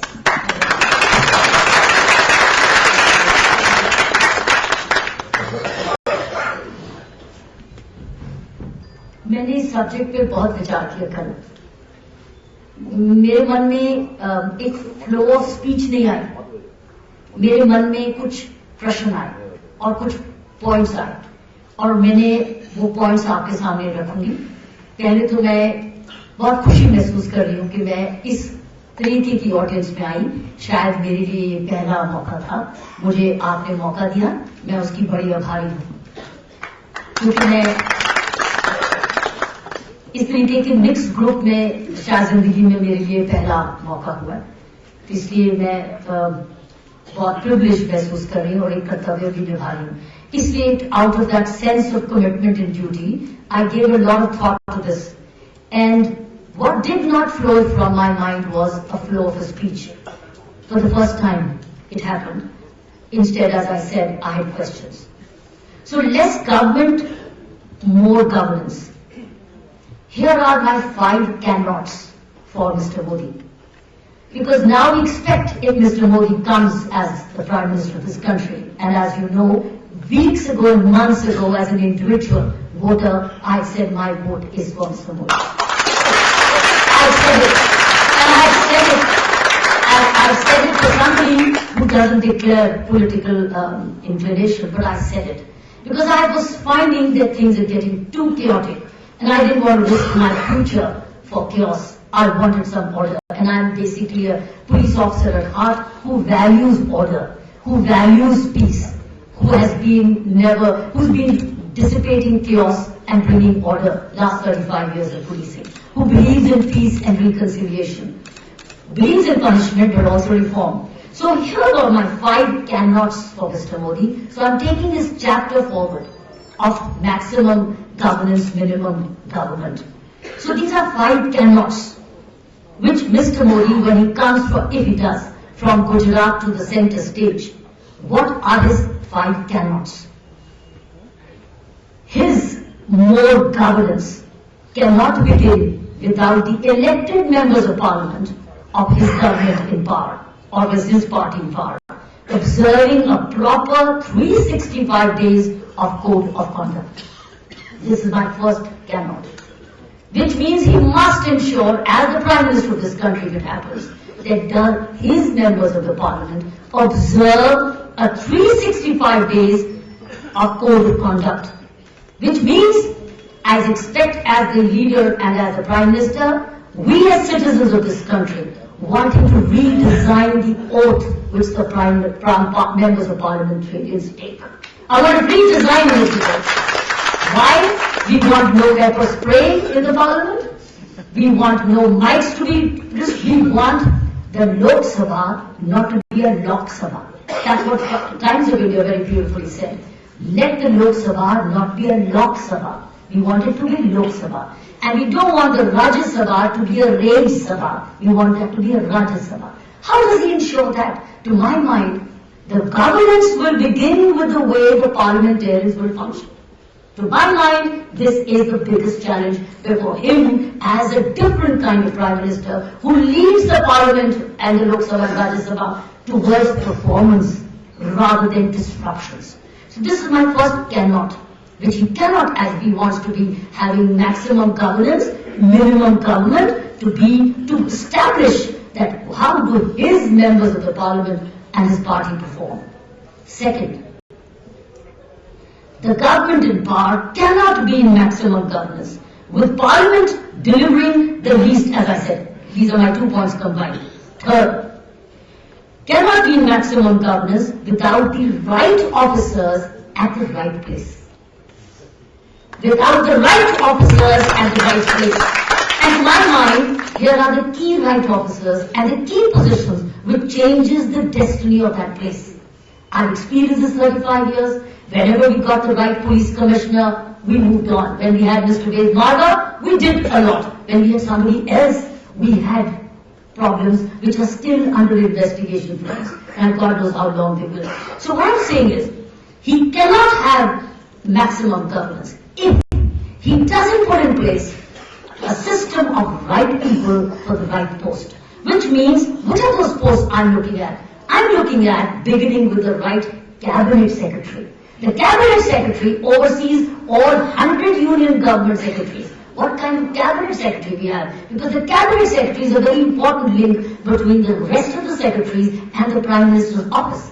Therefore, what kind of cabinet secretary does he bring to the table? What kind of person does he begin? And secondly, how is the selection done? Is it by himself or is it tripartite? Does he involve the leader of opposition also? And does he bring in an independent person also to select a cabinet secretary which is acceptable to all, which is trusted by all, which is valued by all? So what are the other key positions?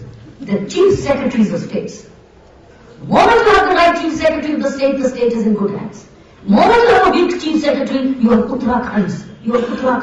That is the result of a collapse of administration. So what I'm saying is, he wants minimum government, but maximum governance. And that comes through right chief secretaries, right director generals of police, and right revenue commissioners. If he ensures this as a Prime Minister of a system where these three positions, that means he assures administration and effective coordination, he assures law and order by right director generals of police, at the moment we look for the weakest. We look for the weakest, and not the most efficient, but the weakest. We need to find the strongest, and the most strongest and professionally sound. Revenue takes care of revenue generation, which means huge amount of money in the kit. So that means you got money, you got law and order, and you got governance, you got administration. You can do with less government then. Next point, which he cannot wait, is cannot keep emptying the government money, putting into leaking buckets. He cannot. He has to check the plugs, he has to plug the leaking buckets. He cannot just keep emptying. What we are looking for is immediate leadership and populism, where you bring money, saved money from one account and put into leaking buckets. So in the end, we just keep borrowing money every year. We live on borrowed money. He has to ensure that all the leaking buckets are stopped. That alone will ensure good governance. And last, fifth point, which is cannot, is he cannot ignore the 2 crore public servants we have in this country today, and it was rightly mentioned. It's talked about them. So while we talk about the chief secretaries, the DGPs and the revenues, we've got to have the bottom-up approach.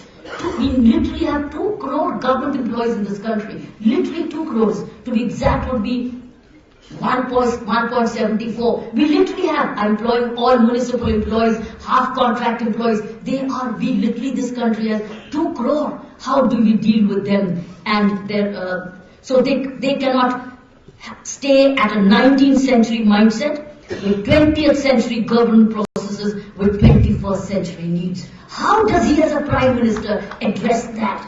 2 crores. That means we need to link them. Now, I'm on the final five cans, which he's doing. But I'm looking at the 5 cans. I finished with the cannots. So let me look at the 5 cans.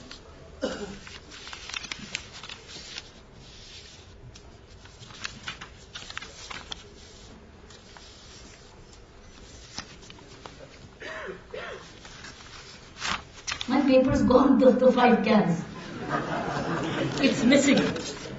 Probably it's left in the car, doesn't matter. I'll tell you the 5 cans, which I recalled from the paper. I've got only the last one sheet. But the 5 cans I told you about is the right appointments that he can. I mentioned about it, which was not the cannot, because without that he doesn't. The second can is citizen charter and the grievance redressal. The citizen charter and the grievance redressal must come from below. Because how does the 2 crore? He can. Which means all the 2 crore go through a whole training program of the citizen charter and the grievance redressal. If it comes by ordinance, excellent. I think the future government would be gainer. If this government doesn't bring it by ordinance, bring it anyway. And some states already have a civil delivery system. They already have Chhattisgarh has in many states. That's why they've been voted back to power, because they did it. When they did it so well, the whole country needs it. That's the second can is citizen charter, grievance redressal with a foreign system. I need help. I need this legal assistance. I think that's a very vital point. Where the postings, transfers, systems of the civil services which I mentioned, he can. Secondly is the citizen charter and the grievance redressal systems with a calling system for help. Next point is cooling off period, which he can. The cooling off period has to come, and it applies as much to the judiciary, my friends. If we don't have a cooling off period of the civil servants at least for 2 years, how do you expect them to give the best judgments till the end? They have to go back to the common man. The civil servants, 2 years cooling has to be mandatory, which means that you will have a holiday. You may not have your favorites coming in straight away for key positions, but then after 2 years, Mr. Prime Minister, you will start reaping the reward of neutrality. These people would have gone back to the public, gone back to their private homes, gone back to being one of the public servants, got off the white ambassadors, got off the VIP culture, and then see what did they do with the people, how did they realize what was the other side of the fence. I've said this, the possible cans. Any paper left there? Let me check. There was one very good, 1 minute.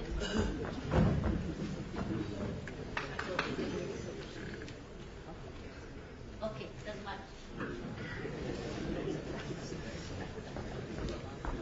I did so much of homework for these cans.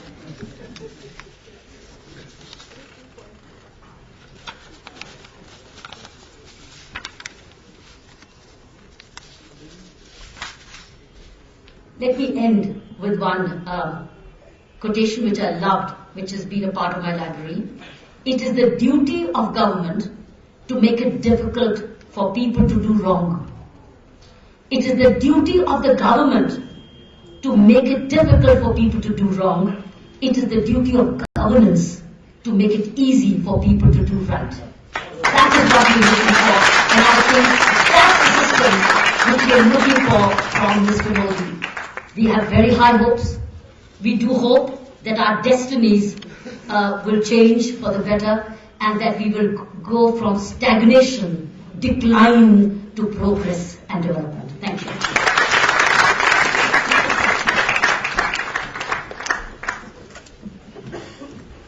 That was the fifth can. I did it. Piyush, would you like to round up? We are running out of time. Maybe I could take some questions afterwards, even if they have to go. No problem, we'll allow them some questions. Today audiences want a little more interactive participation. I'll wait, I'll stay back and answer if anybody has any questions. Thank you very much, Mr. Harper. Very, very grateful thanks to all the panelists. It was wonderful of all of you to come here today. And most importantly, I think a big round of applause for our young, enthusiastic CAG participants. It's really very, very enthusing for all of us to see the energy that they have, the way they put in all the best efforts, the leadership that they provide to this movement. Prashant Kishore and his young team of very, very brilliant, very educated, very experienced, and extremely charged up young CAG boys and girls. A big thank you to all of you from all of us who are a part of the party and with Modi ji. Please keep up the good work, and we really appreciate what you're doing. I have very, very good news for all of you. Even I did not know it, but I feel very privileged to announce that a part of the proceeds of this book will be going for the Modi for PM fund. They want Modi ji to be the PM, and they have voluntarily said, Saurabh and his team, that we want to give this the proceeds of this book largely for the Modi for PM fund. A very big thank you as the treasurer of the party to all of you. I must say it's a very educative and informative compilation of Modi ji's thoughts and actions, also his ideas.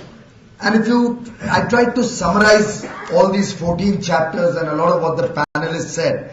And I thought possibly it could be summarized in one sentence, end of the day, outcomes matter, not merely outlays.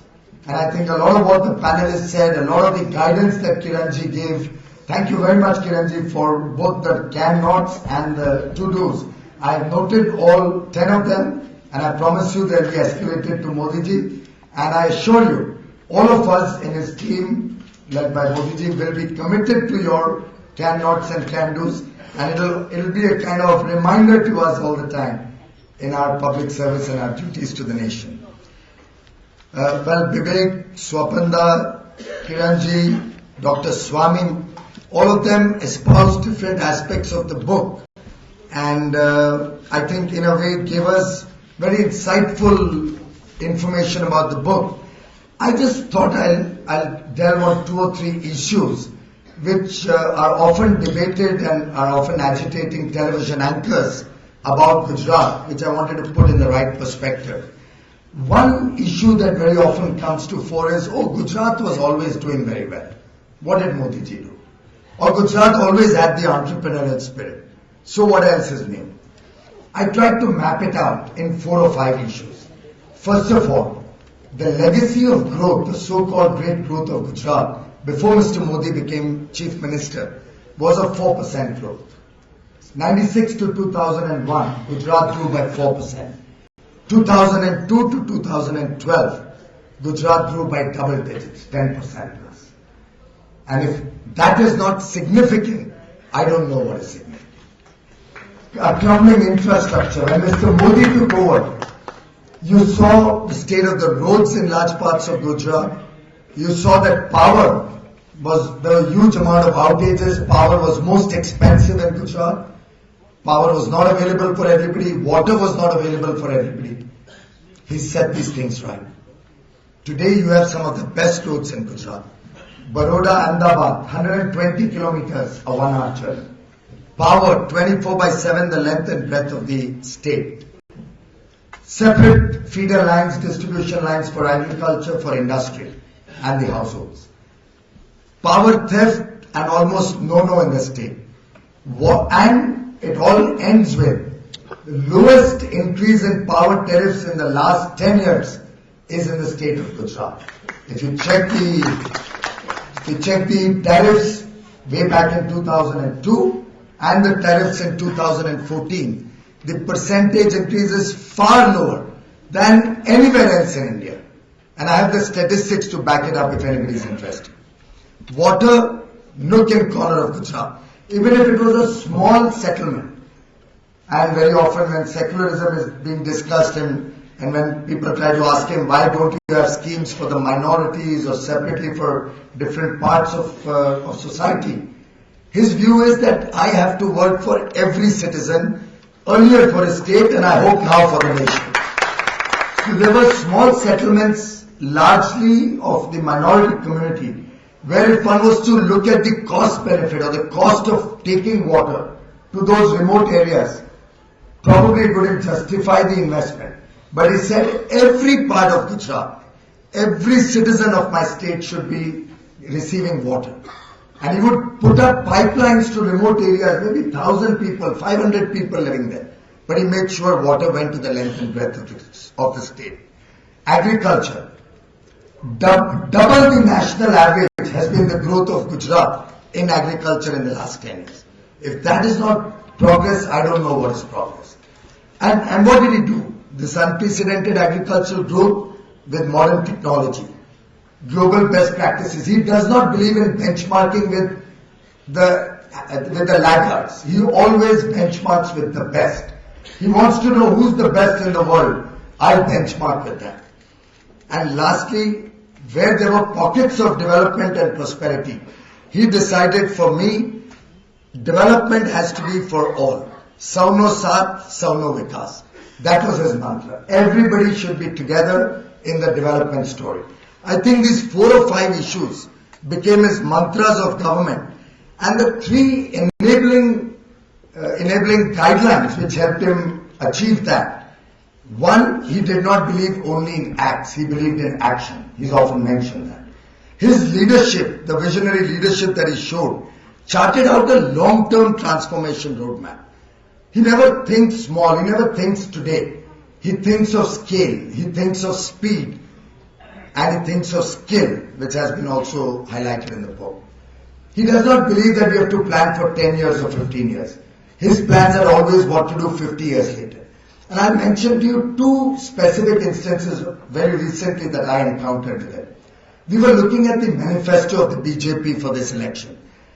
And at some point I said, we should throw this number that we'll do this. He said, no, Piyush. Anything that goes into that manifesto has to be practical, has to be doable, and has to be fundable.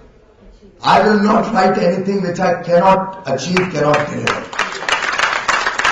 And he actually highlighted an example of his own manifesto of Gujarat. He said, मैंने गुजरात में एक road highway पे एक road promise की थी, थोड़ी कठिनाइयां आ रही हैं, 1 साल से अभी तक स्टार्ट नहीं कर पाया हूं. That road is haunting me. That's the kind of commitment. You mentioned about manifestos. I think manifestos for him is not just another document. He commits himself to the manifesto. He commits himself to performing what he delivers, what he says, to delivering what he espouses. And I think that's where visionary leadership matters. His relentless focus on execution can be witnessed in the Sabarmati riverfront, what he's done over there.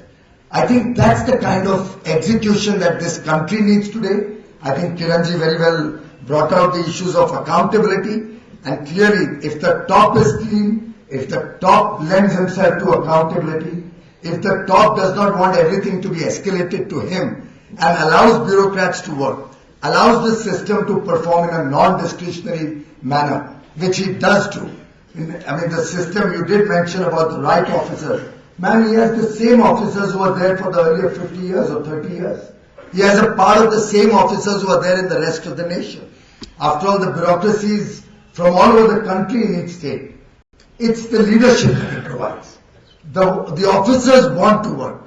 I personally believe, I'm not at all cynical about the bureaucracy of the government. I believe there is a goodness, an innate goodness in each one of us, in each one of the Indians working, whether in government or outside. We just need to get the best out of them. We need to empower them. You spoke of training, madam.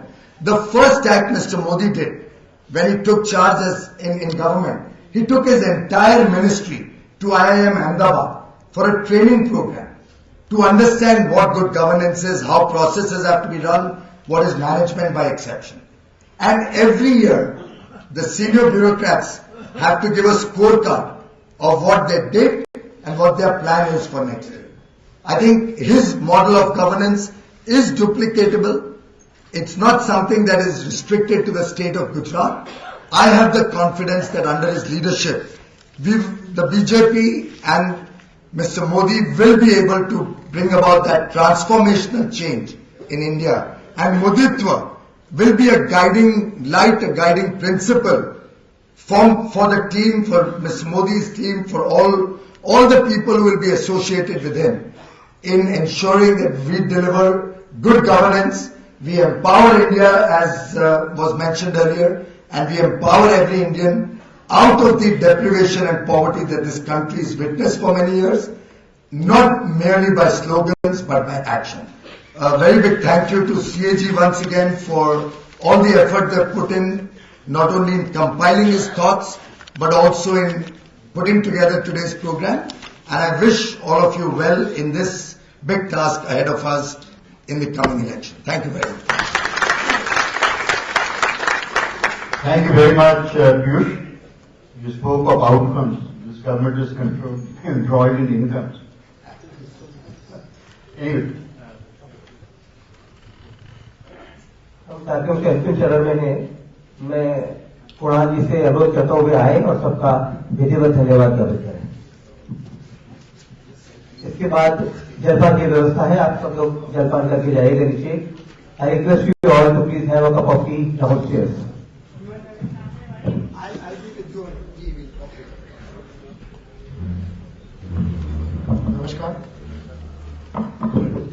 नमस्कार। यहाँ उपस्थित सभी अभ्यागतों के प्रति कृतज्ञता ज्ञापित करना मेरा पुनीत कर्तव्य है और यह कोई औपचारिकता नहीं है। हम सचमुच अभिभूत हैं, आनंदित हैं आप सबके आगमन से। इस सार्थक परिचर्चा से देश में विकास का, प्रगति का मार्ग प्रशस्त होगा और भारत पुनः विश्वगुरु बनेगा। इस सब आयोजन में पधारे उनका अंतर्मन से धन्यवाद, आभार। इस सभागृह में पधारे सभी महानुभाव हमारे अपने हैं। आप हमारे निमंत्रण पर यहाँ आए, मैं आप सबके प्रति अंतर्मन से कृतज्ञ हूँ। I also express my gratitude to His Excellencies, Ambassador and High Commissioner of various nations who have graced this event with their presence. Print और इलेक्ट्रॉनिक मीडिया के सभी बंधुओं का यहाँ आने के लिए आभार।